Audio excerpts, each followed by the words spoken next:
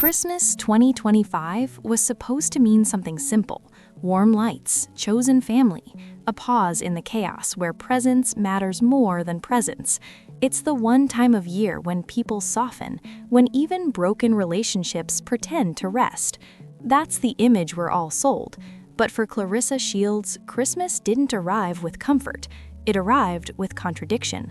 Quiet ones, the kind that don't explode on impact, but sink slowly into your chest and sit there, unanswered, until everything else starts to feel wrong.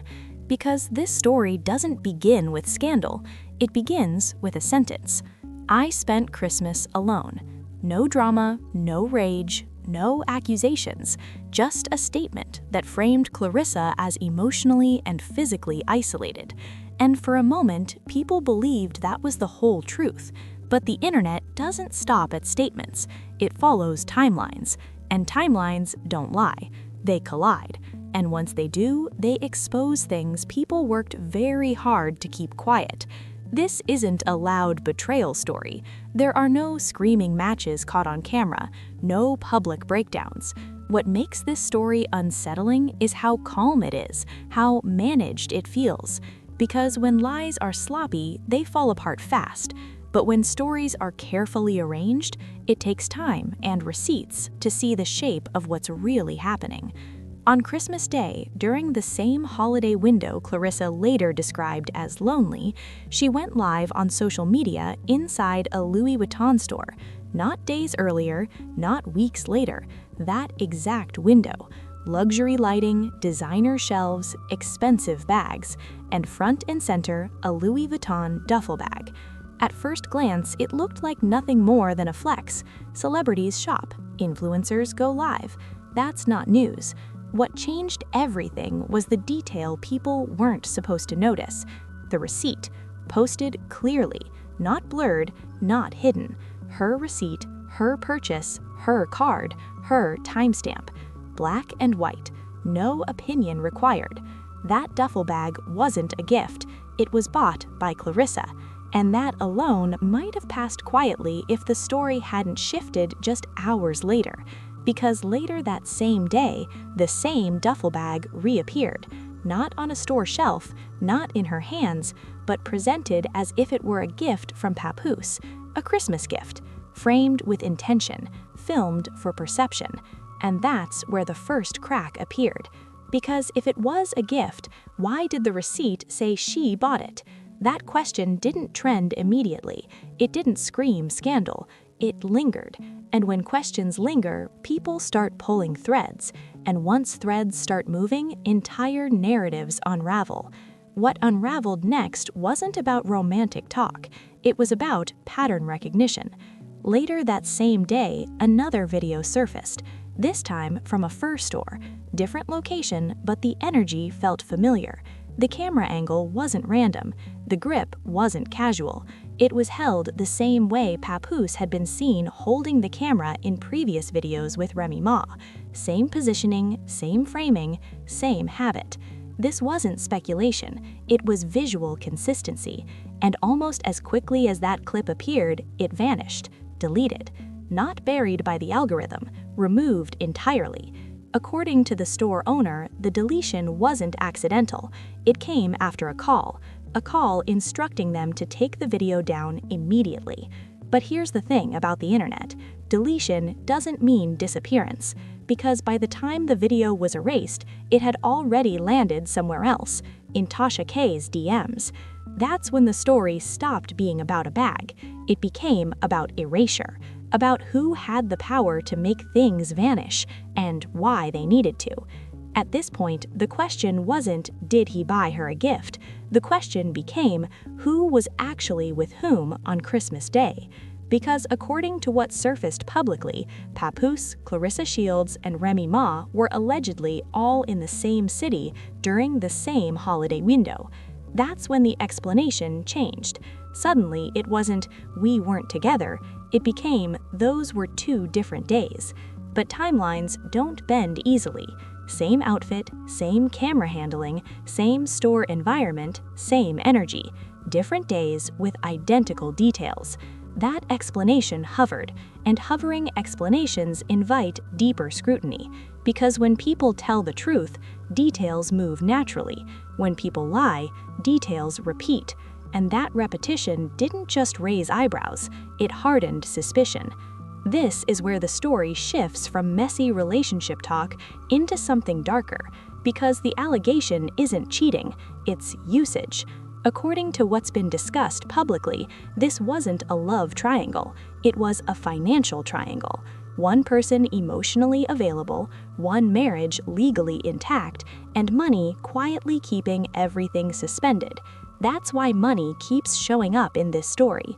Pawn shop receipts, jewelry used as collateral, debt whispers, living arrangements quietly shifting without explanation.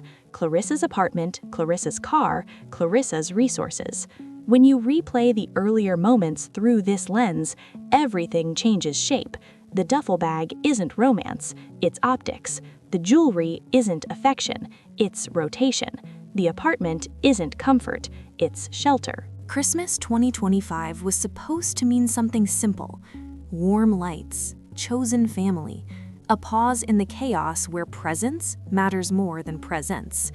It's the one time of year when people soften, when even broken relationships pretend to rest. That's the image we're all sold. But for Claressa Shields, Christmas didn't arrive with comfort, it arrived with contradiction. Quiet ones, the kind that don't explode on impact, but sink slowly into your chest and sit there, unanswered, until everything else starts to feel wrong. Because this story doesn't begin with scandal, it begins with a sentence. I spent Christmas alone. No drama, no rage, no accusations, just a statement that framed Claressa as emotionally and physically isolated. And for a moment, people believed that was the whole truth. But the internet doesn't stop at statements. It follows timelines. And timelines don't lie, they collide. And once they do, they expose things people worked very hard to keep quiet. This isn't a loud betrayal story. There are no screaming matches caught on camera, no public breakdowns. What makes this story unsettling is how calm it is, how managed it feels. Because when lies are sloppy, they fall apart fast. But when stories are carefully arranged, it takes time and receipts to see the shape of what's really happening. On Christmas Day, during the same holiday window Claressa later described as lonely, she went live on social media inside a Louis Vuitton store. Not days earlier, not weeks later, that exact window. Luxury lighting, designer shelves, expensive bags, and front and center, a Louis Vuitton duffel bag. At first glance, it looked like nothing more than a flex. Celebrities shop, influencers go live. That's not news. What changed everything was the detail people weren't supposed to notice: the receipt. Posted clearly, not blurred, not hidden. Her receipt, her purchase, her card, her timestamp. Black and white, no opinion required. That duffel bag wasn't a gift, it was bought by Claressa. And that alone might have passed quietly if the story hadn't shifted just hours later. Because later that same day, the same duffel bag reappeared, not on a store shelf, not in her hands, but presented as if it were a gift from Papoose. A Christmas gift, framed with intention, filmed for perception. And that's where the first crack appeared. Because if it was a gift, why did the receipt say she bought it? That question didn't trend immediately. It didn't scream scandal.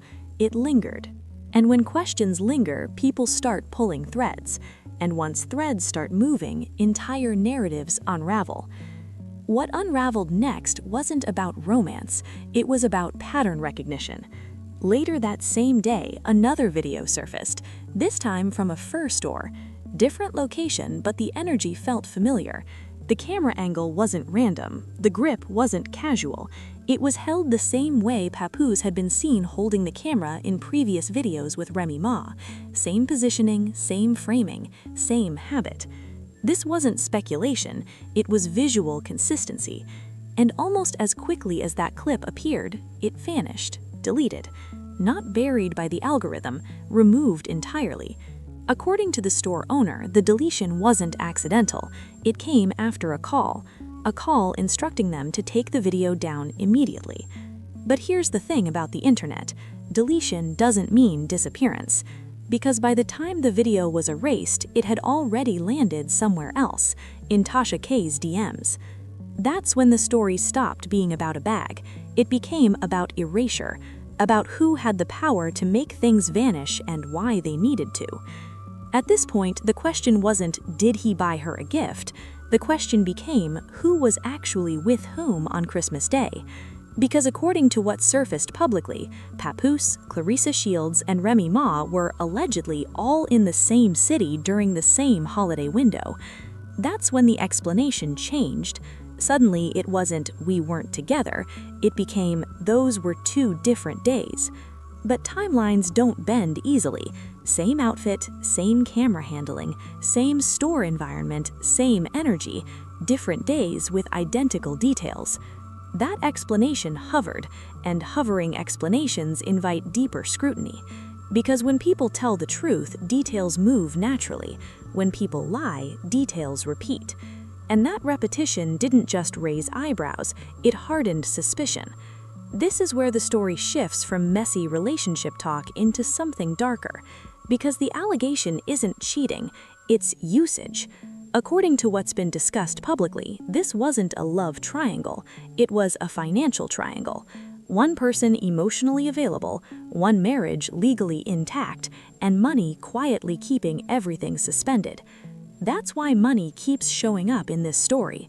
Pawn shop receipts, jewelry used as collateral, debt whispers, living arrangements quietly shifting without explanation, Claressa's apartment, Claressa's car, Claressa's resources. When you replay the earlier moments through this lens, everything changes shape. The duffel bag isn't romance, it's optics. The jewelry isn't affection, it's rotation. The apartment isn't comfort, it's shelter. And suddenly, Claressa saying she was alone on Christmas stops sounding like self-pity. It starts sounding like realization. Then comes the detail that changes the tone completely. Not a rumor, not a feeling, a name. Not the stage name, the legal one. When that name surfaced, public records followed. 13 years of unpaid taxes, federal tax liens, 6-figure amounts, multiple filings. Not gossip, paper. At this point, the story stopped floating in speculation because debt doesn't care about celebrity. Debt doesn't care about public perception. It exists quietly until it's forced into daylight. And this is where motive enters the conversation.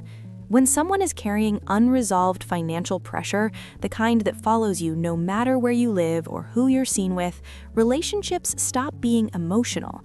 They become logistical. Support stops being affection. It becomes survival. This reframes everything, because divorces don't just end relationships. They expose finances. They force transparency.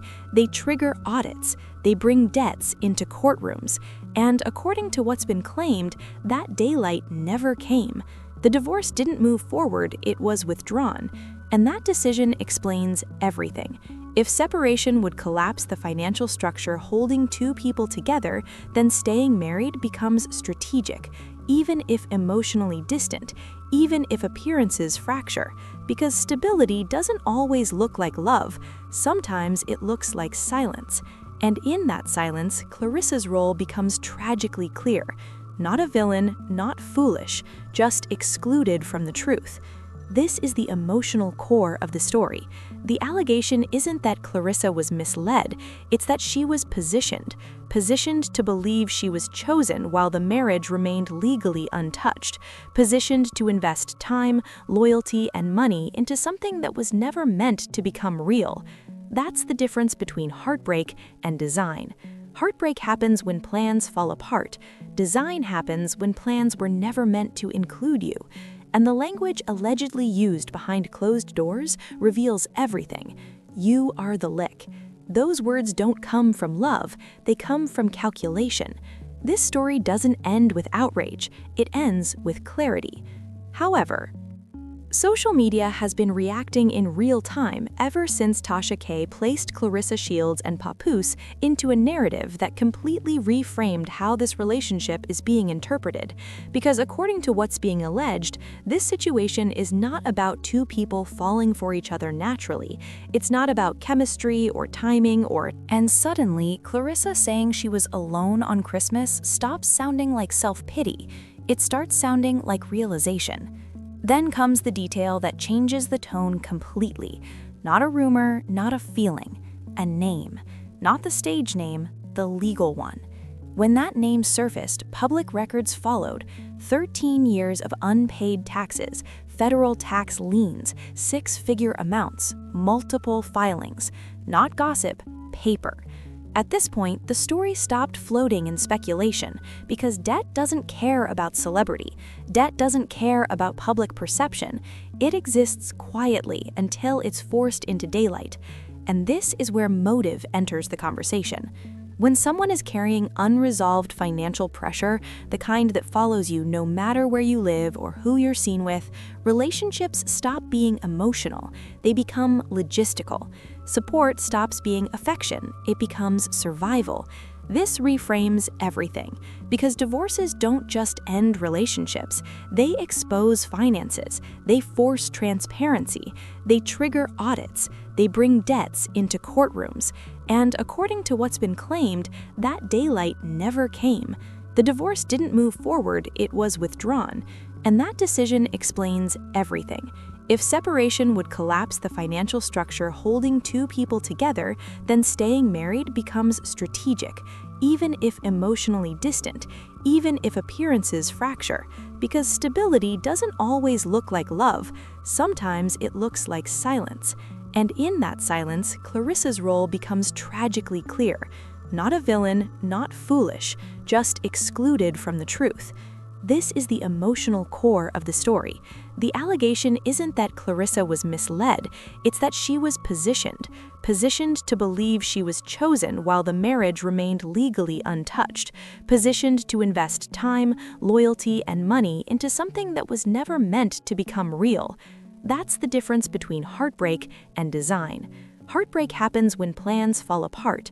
Design happens when plans were never meant to include you. And the language allegedly used behind closed doors reveals everything. You are the lick. Those words don't come from love, they come from calculation. This story doesn't end with outrage, it ends with clarity.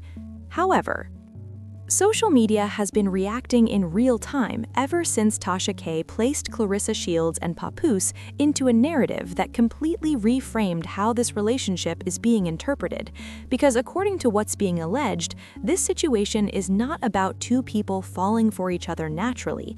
It's not about chemistry or timing or attraction.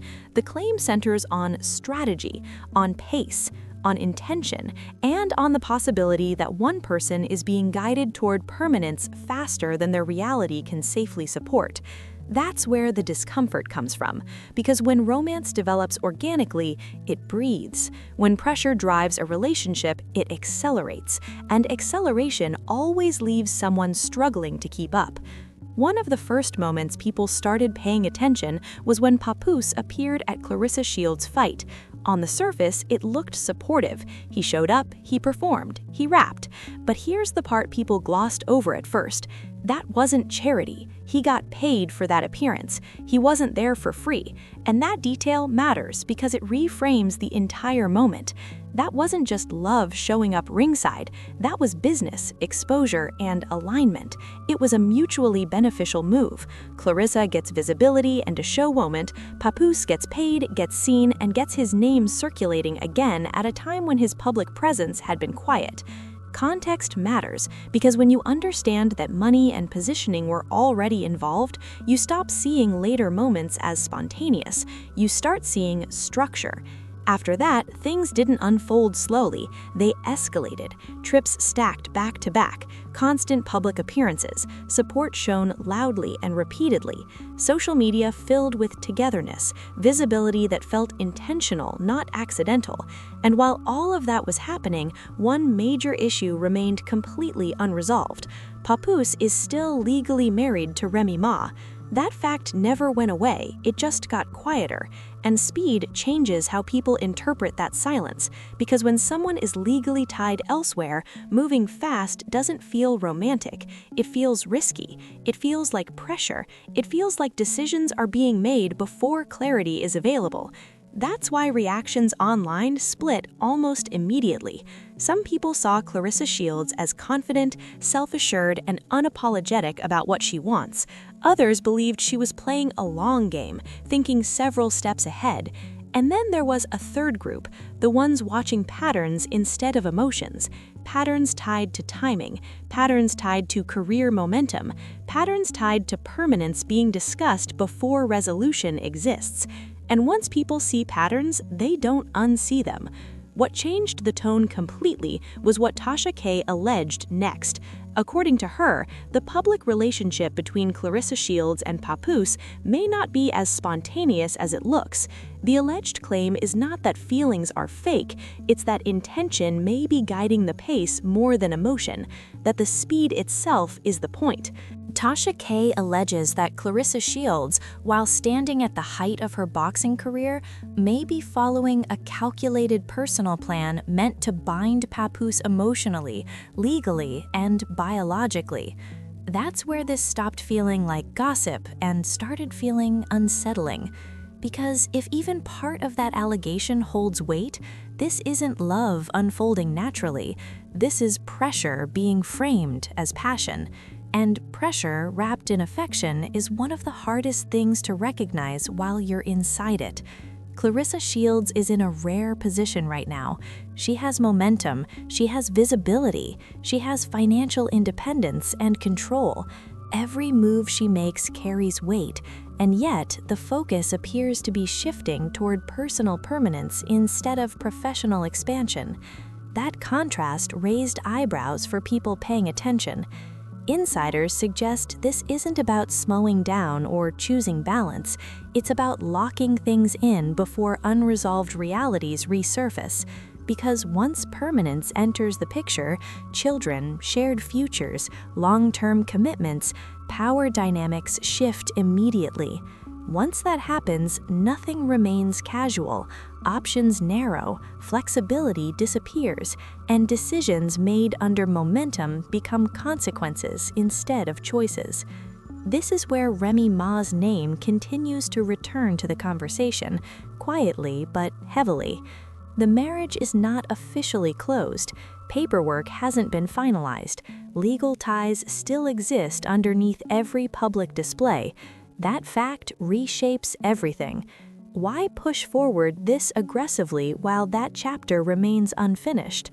That question sits at the center of the entire situation, and Remy Ma's silence has only intensified speculation, because silence, when everything else is loud, becomes its own statement.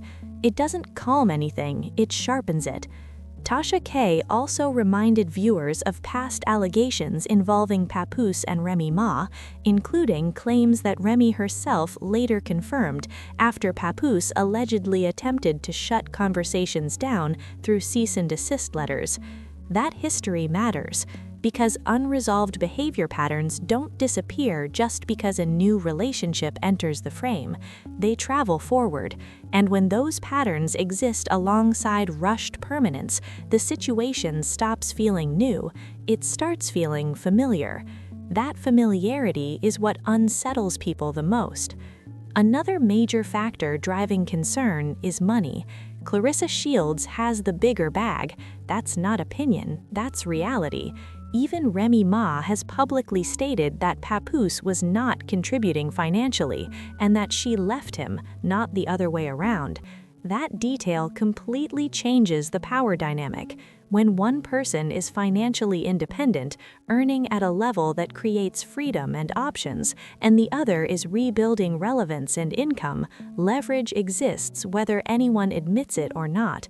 And when permanence is introduced under those conditions, decisions stop being equal, they become directional, and people start asking who benefits most from locking things in quickly.